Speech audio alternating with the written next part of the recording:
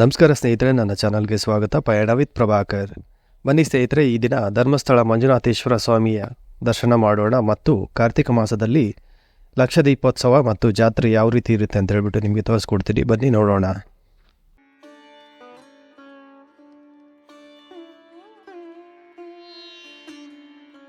ಧರ್ಮಸ್ಥಳ ದಕ್ಷಿಣ ಕನ್ನಡ ಜಿಲ್ಲೆಯ ಒಂದು ಧಾರ್ಮಿಕ ತಾಣ. ಶ್ರೀ ಮಂಜುನಾಥ ಸ್ವಾಮಿಯ ದೇವಾಲಯವಿರುವ ಈ ಊರು ಬಹಳ ಪ್ರಸಿದ್ಧ.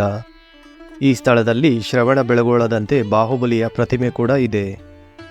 ಇದು ನೇತ್ರಾವತಿ ನದಿಯ ದಡದಲ್ಲಿದೆ. ಇಲ್ಲಿಯ ಆರಾಧ್ಯ ದೈವ ಶ್ರೀ ಮಂಜುನಾಥ ಸ್ವಾಮಿಯನ್ನು ಕದ್ರಿ ಎಂಬಲ್ಲಿಂದ ಉಡುಪಿಯ ಯತಿಗಳಾದ ಶ್ರೀ ವಾದಿರಾಜರು ಪ್ರತಿಷ್ಠಾಪಿಸಿದರು ಎಂದು ಪ್ರತೀತಿ ಇದೆ. ಈ ದೇವಾಲಯವು ದಾನ ಧರ್ಮಕ್ಕೆ ಪ್ರಸಿದ್ಧವಾಗಿದೆ ಮತ್ತು ಭಕ್ತರಿಗೆ ನೈತಿಕ, ಸಾಂಸ್ಕೃತಿಕ, ಧಾರ್ಮಿಕ ಕೇಂದ್ರವಾಗಿ, ಜೊತೆಗೆ ಯಕ್ಷಗಾನದ ನಾಡಿನ ಚರಿತ್ರೆಯನ್ನು ಅಲಂಕರಿಸಿದೆ. ರಾಜ್ಯದ ದಕ್ಷಿಣ ಕನ್ನಡ ಜಿಲ್ಲೆಯಲ್ಲಿರುವ ವಿಶ್ವ ಪ್ರಸಿದ್ಧ ಧಾರ್ಮಿಕ ತಾಣ ಶ್ರೀ ಮಂಜುನಾಥ ಸ್ವಾಮಿಯ ನೆಲೆವೀಡಾಗಿದೆ. ಧರ್ಮಸ್ಥಳ ನೇತ್ರಾವತಿ ನದಿಯ ದಡದಲ್ಲಿರುವ ದೇವಾಲಯಕ್ಕೆ ಸುಮಾರು 700ರಿಂದ 800 ವರ್ಷಗಳ ಇತಿಹಾಸವಿದೆ. ಶ್ರೀ ಕ್ಷೇತ್ರವನ್ನು ಹಿಂದೆ ಕುಡುಮ ಎಂದು ಕರೆಯಲಾಗುತ್ತಿತ್ತು. ಈ ಪ್ರಾಂತ್ಯದ ನೆಲ್ಯಾಡಿ ಬೀಡು ಎನ್ನುವ ಮನೆಯಲ್ಲಿ ಮಹಾನ್ ದೈವ ಭಕ್ತರಾದ ಬೀರ್ಮಣ್ಣ ಪೇರ್ಗಡೆ ಮತ್ತು ಅಮ್ಮೋ ಬಲ್ಲಾಳ್ತಿ ಎನ್ನುವ ದಂಪತಿಗಳಿದ್ದರು. ಧರ್ಮಿಷ್ಠರಾದ ಈ ದಂಪತಿಗಳ ಮನೆಗೆ ಒಮ್ಮೆ 4 ಜನ ಅತಿಥಿಗಳು ಆಗಮಿಸಿದರು. ಬಂದ ಅತಿಥಿಗಳನ್ನು ನೇಮನಿಷ್ಠೆಯಿಂದ ಈ ದಂಪತಿಗಳು ಸತ್ಕರಿಸಿದರು. ಅದೇ ದಿನ ರಾತ್ರಿ ಬಂದಿದ್ದ 4 ಅತಿಥಿಗಳು ಧರ್ಮದೇವತೆಗಳ ರೂಪದಲ್ಲಿ ಬೀರ್ಮಣ್ಣ ಪೇರ್ಗಡೆ ಅವರ ಕನಸಿನಲ್ಲಿ ಬಂದು ಇದೇ ಮನೆಯಲ್ಲಿ ನೆಲೆಸಲು ಇಚ್ಛಿಸಿರುವುದಾಗಿ ಹೇಳಿದರು. ಧರ್ಮದೇವತೆಗಳ ಆದೇಶದಂತೆ ದಂಪತಿಗಳು ತಾವು ವಾಸವಾಗಿದ್ದ ಮನೆಯನ್ನು ತೆರವು ಮಾಡಿ ದೇವತೆಗಳಿಗೆ ಬಿಟ್ಟುಕೊಟ್ಟರು. ಕಾಳರಾಹು, ಕಾರ್ಕಳಾಯಿ, ಕುಮಾರಸ್ವಾಮಿ ಮತ್ತು ಕನ್ಯಾಕುಮಾರಿ ದೇವತೆಗಳು ಆ ಮನೆಯಲ್ಲಿ ನೆಲೆ ನಿಂತರು. ದೈವಗಳ ಆದೇಶದಂತೆ ಪೇರ್ಗಡೆಯವರು ಇಲ್ಲಿಯೇ ಗುಡಿ ಕಟ್ಟಿಸಿ ಬ್ರಾಹ್ಮಣ ಅರ್ಚಕರನ್ನು ನೇಮಿಸಿದರು. ಧರ್ಮದೇವತೆಗಳು ಇಲ್ಲಿ ಶಿವಲಿಂಗವನ್ನು ಸ್ಥಾಪಿಸುವಂತೆ ಆದೇಶಿಸಿ ತಮ್ಮ ಪ್ರತಿನಿಧಿಯಾಗಿ ಅಣ್ಣಪ್ಪ ಸ್ವಾಮಿಯನ್ನು ಕಳಿಸಿಕೊಟ್ಟರು. ಅಣ್ಣಪ್ಪ ಸ್ವಾಮಿ ಕದ್ರಿ ಎನ್ನುವ ಪ್ರದೇಶದಿಂದ ಶಿವಲಿಂಗವನ್ನು ತರುವ ಮುನ್ನವೇ ಧರ್ಮದೇವತೆಗಳ ದೇವಾಲಯವನ್ನು ನಿರ್ಮಿಸಿದ್ದರು ಮತ್ತು ಇಲ್ಲಿ ಶಿವಲಿಂಗವನ್ನು ಪ್ರತಿಷ್ಠಾಪಿಸಲಾಯಿತು ಎನ್ನುವುದು ಇತಿಹಾಸ.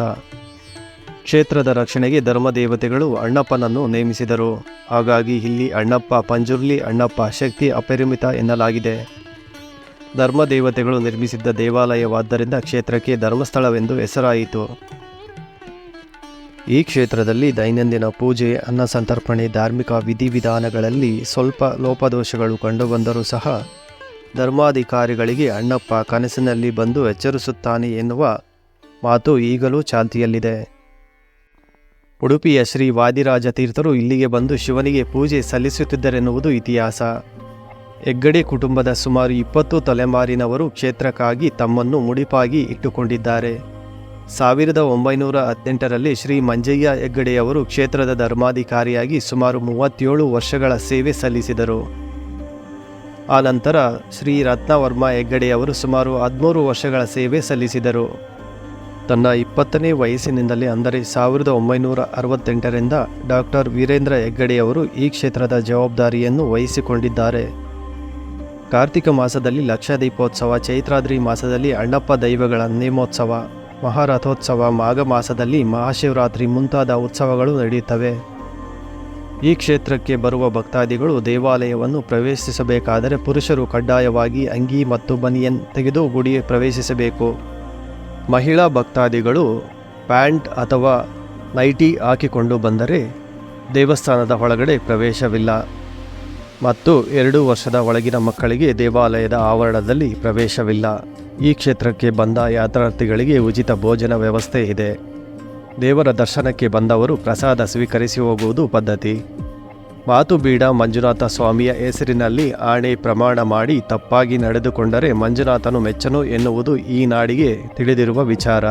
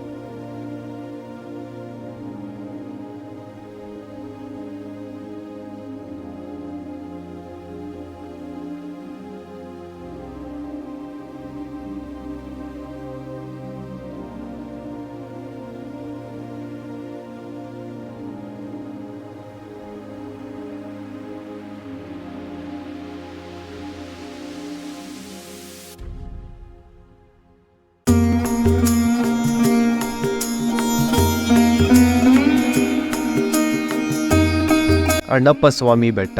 ಈ ಬೆಟ್ಟದ ವಿಶೇಷವೆಂದರೆ ಧರ್ಮಸ್ಥಳದಲ್ಲಿ ಶ್ರೀ ಮಂಜುನಾಥ ಸ್ವಾಮಿಯ ಲಿಂಗ ನೆಲೆಸಲು ಕಾರಣವಾದ ಶ್ರೀ ಅಣ್ಣಪ್ಪ ದೇವರ ಗುಡಿ ಇರುವುದು ಇಲ್ಲೇ. ಶ್ರೀ ಕ್ಷೇತ್ರ ಧರ್ಮಸ್ಥಳಕ್ಕೆ ಭೇಟಿ ನೀಡಿದಾಗ ಮಂಜುನಾಥ ಸ್ವಾಮಿಯ ಜೊತೆ ಅಣ್ಣಪ್ಪ ದೇವರ ದರ್ಶನವನ್ನು ಪಡೆದರೆ ಯಾತ್ರೆ ಸಂಪೂರ್ಣವಾದಂತೆ. ಭಕ್ತರಿಗೆ ಅಣ್ಣಪ್ಪ ದೇವರ ಮೇಲೆ ಎಷ್ಟು ಭಕ್ತಿ ಇದೆಯೋ ಅಷ್ಟೇ ಭಯ ಇದೆ. ಈ ಸ್ಥಳದಲ್ಲಿ ಸುಳ್ಳು ಹೇಳಲು ಭಯಪಡುತ್ತಾರೆ, ಏಕೆಂದರೆ ಸುಳ್ಳು ಹೇಳಿದರೆ ಶಿಕ್ಷೆ ಅನುಭವಿಸಬೇಕಾಗುತ್ತದೆ. ಬೆಟ್ಟದ ಮೇಲೆ ಅಣ್ಣಪ್ಪ ಸ್ವಾಮಿ ಮಂದಿರ ಹಾಗೂ 4 ಧರ್ಮ ದೇವತೆಗಳ ಮಂದಿರವಿದೆ. ಕೇರಳ ಶೈಲಿಯಲ್ಲಿರುವ ಅಣ್ಣಪ್ಪ ಹಾಗೂ ಧರ್ಮ ದೇವತೆಗಳ ಮಂದಿರ ಮರ, ಕಲ್ಲು, ಲೋಹಗಳಿಂದ ನಿರ್ಮಿಸಲಾಗಿದೆ. ಈ ದೇವಾಲಯದ ಒಳಗೆ ಒಂದು ಜೋಕಾಲಿ ಇದೆ. ಇದನ್ನು ದೈವಗಳು ಉಪಯೋಗಿಸುತ್ತಾರೆ ಎಂಬ ನಂಬಿಕೆ ಇದೆ. ಈ ಬೆಟ್ಟ ಕಿರಿದಾಗಿದ್ದು ಏರಿ ಹೋಗಲು ಮೆಟ್ಟಿಲುಗಳಿವೆ. ಸಾಮಾನ್ಯವಾಗಿ ಮೊದಲು ಅಣ್ಣಪ್ಪ ದೇವರ ದರ್ಶನ ಮಾಡಿದ ನಂತರವೇ ಶ್ರೀ ಮಂಜುನಾಥ ಸ್ವಾಮಿಯ ದೇವರ ದರ್ಶನ ಮಾಡಬೇಕು ಎಂಬ ಪ್ರತೀತಿ ಇದೆ. ಆದರೆ ಅನೇಕ ಭಕ್ತರಿಗೆ ಈ ವಿಷಯ ತಿಳಿದಿರುವುದಿಲ್ಲ. ಅಣ್ಣಪ್ಪ ಸ್ವಾಮಿಯ ಮಂದಿರಕ್ಕೆ ಮಹಿಳೆಯರಿಗೆ ಮತ್ತು ಚಿಕ್ಕ ಮಕ್ಕಳಿಗೆ ಪ್ರವೇಶವಿಲ್ಲ. ಜೊತೆಗೆ ಈ ದೇವಾಲಯದಲ್ಲಿ ಪೂಜೆ ಪ್ರಸಾದ ವಿತರಣೆ ನಡೆಯುವುದಿಲ್ಲ. ಅಣ್ಣಪ್ಪ ಸ್ವಾಮಿ ದರ್ಶನ ಮತ್ತು ಮಂಜುನಾಥ ಸ್ವಾಮಿಯ ದರ್ಶನ ಆದಮೇಲೆ ಇಲ್ಲಿ ರತ್ನಗಿರಿ ಬಾಹುಬಲಿ ಬೆಟ್ಟ ಇದೆ. ಗೊಮಟೇಶ್ವರ ಇರುವಂಥ ಸ್ಥಳ. ಸ್ವಲ್ಪ ಮೆಟ್ಟಿಲುಗಳನ್ನ ಹತ್ಕೊಂಡು ಹೋಗಬೇಕಾಗತ್ತೆ. ವಯಸ್ಸಾದವ್ರಿಗೆ, ಚಿಕ್ಕ ಮಕ್ಕಳಿಗೆ ಸ್ವಲ್ಪ ಕಷ್ಟ ಆಗ್ಬೋದು. ನಿಧಾನಕ್ಕೆ ಹೋದರೆ ನಾವು ಹೋಗಿ ನೋಡ್ಕೊಂಬರ್ಬೋದು. ಬನ್ನಿ ಇವಾಗ ನೋಡೋಣ.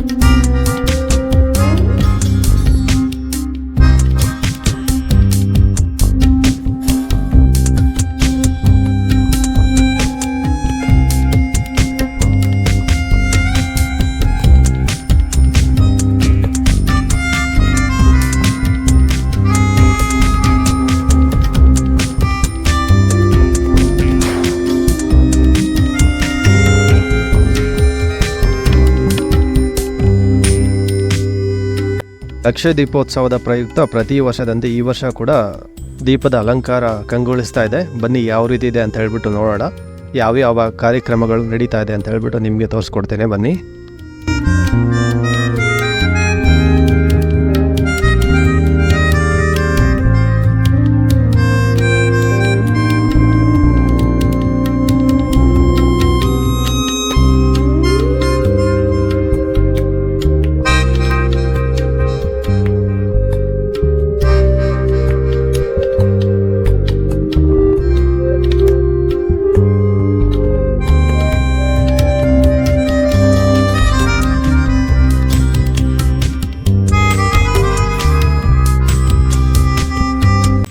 ಕಾರ್ತಿಕ ಮಾಸದಲ್ಲಿ ಪ್ರತಿ ವರ್ಷದಂತೆ ಕೆಲವರು ಭಕ್ತರು ಬೇರೆ ಬೇರೆ ಜಿಲ್ಲೆಗಳಿಂದ ಬಂದು ಇಲ್ಲಿ ದೇವರ ದರ್ಶನಕ್ಕೆ ಬಂದಿರುವಂಥ ಭಕ್ತರಿಗೆ ಕುಡಿಯೋ ನೀರಿಂದ ಹಿಡಿದು ಎಲ್ಲ ಊಟದ ವ್ಯವಸ್ಥೆ ಉಚಿತವಾಗಿ ವಿತರಣೆ ಮಾಡ್ತಾ ಇದ್ದಾರೆ. ಬನ್ನಿ ಯಾವ ರೀತಿ ಇದೆ ಅಂತ ಹೇಳ್ಬಿಟ್ಟು ನೋಡೋಣ. ಬನ್ನಿ.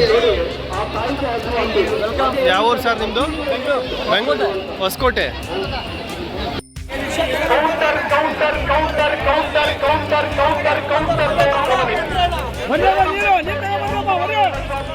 ಇಂದಿಗೆ ಕೈಗೊಂಡಾಗ ಗೆಲ್ಲುತ್ತಾನೆ ಎನ್ನುವಂತಹ ಹುಡುಕಾಟ. ಆದರೆ ಜಾಗೃತರಾಗಿ ಸಂಭವವನ್ನು ತಾವು ನೋಡಿಕೊಂಡು ಪರೀಕ್ಷೆಯವರೆಗೆ ನಿರಂತರವಾಗಿ ನಮ್ಮ ದಾಸೋಹದ ಈ ಕಾರ್ಯಕ್ರಮದಲ್ಲಿ ನೀವು ಸ್ವತಂತ್ರವಾಗಿ ಭಾಗವಹಿಸಿ ನೀವು ಕಥಾರ್ಥವನ್ನು ಮಾಡಬೇಕು ಎನ್ನುವಂತಹ ಪರಿಯನ್ನು ಮತ್ತೊಮ್ಮೆ ನಿಮ್ಮನ್ನು ವಿನಂತಿಸಿಕೊಂಡು ನಿಮ್ಮಂತಹ ಕಟ್ಟೆ ಅದು ಸಣ್ಣ ಕಟ್ಟೆ.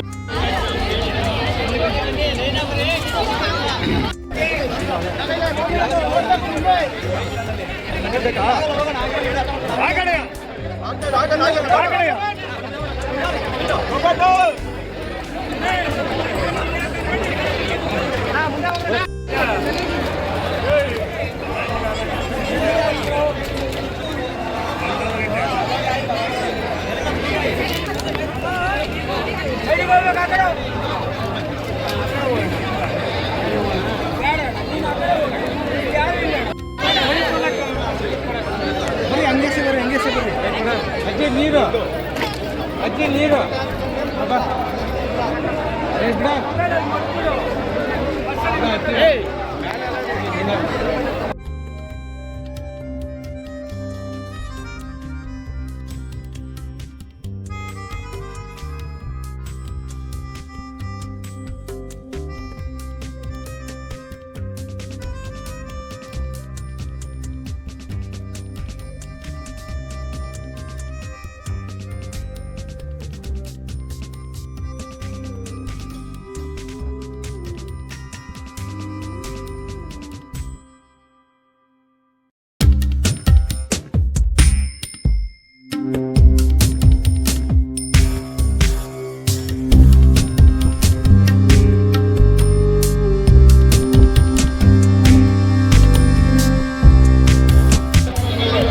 ಯಾವ ಊರು ಸರ್ ಇದು? ಬೆಂಗಳೂರು ಎಲ್ಲಿ? ರಾಜಾಜಿನಗರ ರಾಜಾಜಿನಗರ ಮತ್ತೆ ಬೇಲೂರು.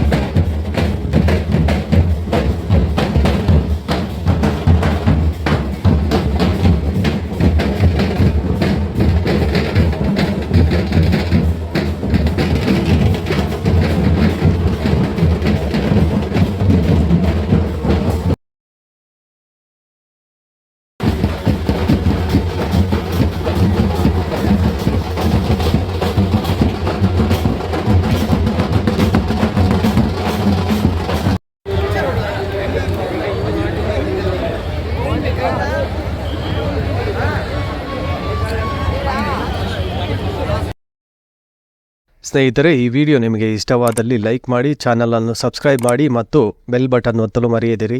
ಹಾಗೆ ಈ ವಿಡಿಯೋ ನಿಮಗೆ ಇಷ್ಟವಾದಲ್ಲಿ ಓಂ ನಮಃ ಶಿವಾಯ ಎಂದು ಕಮೆಂಟ್ ಮಾಡಿ.